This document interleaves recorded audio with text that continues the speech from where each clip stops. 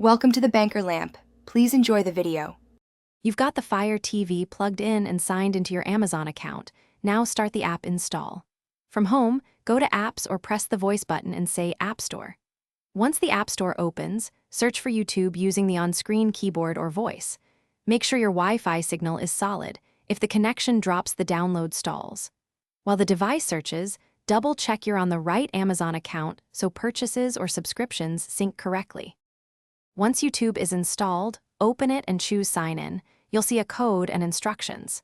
You can sign in directly with your Google account using the TV remote, but the faster method is activate via your phone or PC. On your phone, go to the activation page shown on the TV, enter the code, and grant permissions. This links your subscriptions, library, and recommendations. Make sure you allow location and device permissions.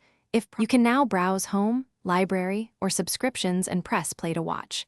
Use the remote's directional pad to reveal playback controls and change quality in settings if video buffers.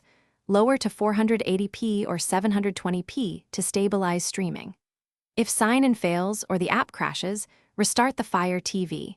Hold Select plus Play for several seconds or unplug power for 10 seconds.